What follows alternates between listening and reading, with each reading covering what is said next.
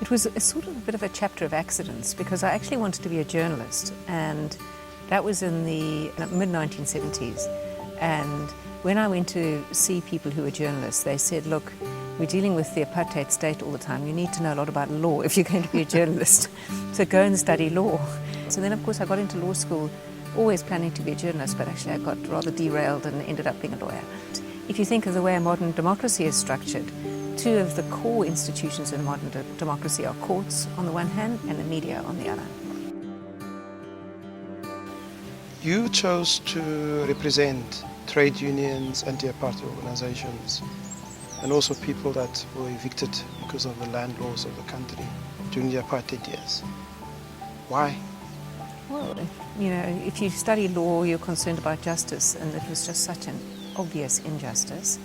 And I think we were all looking for ways in which, firstly, one could provide protection for people who were being harassed and the victims of apartheid laws. And you know, by the time I got into practice, it was the early 1980s, with the emergence of the union movement. And I was very fortunate in relation to my work for unions and in labour law. I wanted to work in areas which would be, you know, which would try and make a difference to people's lives. You were part of this group of constitutional judges. When you met Mandela the first time, before you guys took up the oath and sitting on the bench, let us into that experience, that day when all of you put on your green robes. Yeah, it was an extraordinary day, and I think we first met. We had a week of meetings in October 1994, shortly after we were appointed. I think it was the last week of October. And, you know, we had to deal with all sorts of things. We had to decide whether we were going to wear robes, how we were going to be addressed. And the theme that ran through that week was, this is a transformational constitution, which means that we only take from the past what is defensible, what is good, and we abandon other things. And in all the symbols of what we do, whether it's our robes, how we address one another, how the court functions, we've got to represent that. So that's how we ended up with the green robes rather than the robes that people ordinarily wear, the black and red robes. But they were an extraordinary group of people, all of whom had been committed to ending apartheid.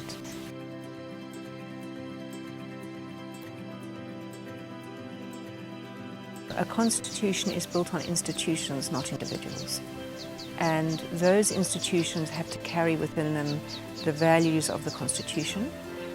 They will change as time goes on, but not the values won't change, but institutions will change in some ways, and that's good, and we need to embrace that. I do think, however, that this is a constitution which has a very clear, it points a direction. It says this is the way you're going away from apartheid, away from authoritarianism, you're going towards a more just society, you're going towards a society in which power must be held accountable and power must be responsible and power must be open. And you're going to trip up on this journey, and it's not probably ever going to be finished. But it does give a very clear direction. Democracies are noisy places. Mm-hmm. You know, it's authoritarian societies where people are silenced and where speech is silenced. Democracies are noisy, and they are, by definition, places of disagreement. That's why we have elections. But that should not deter us from that this is in fact a good way for societies to work, because if you don't operate like that, you tend to suppress conflict. I believe that it's important to listen to other people, to try to be respectful of other people's differences of opinion, to think about it, to be willing to change your mind, and to let other people speak. And I think that's, for human beings, is often quite hard. Sometimes people say that constitutional jurisprudence is all about rights and not about responsibilities. But I actually disagree with that, because we do talk quite a lot in the constitutional jurisprudence about responsibilities. But I think it is something that we need to say, is that as members of South African society, we bear a responsibility in every single thing we do to make it a better place, and to think about it, and to not be defensive, and to be imaginative about how we can make it better.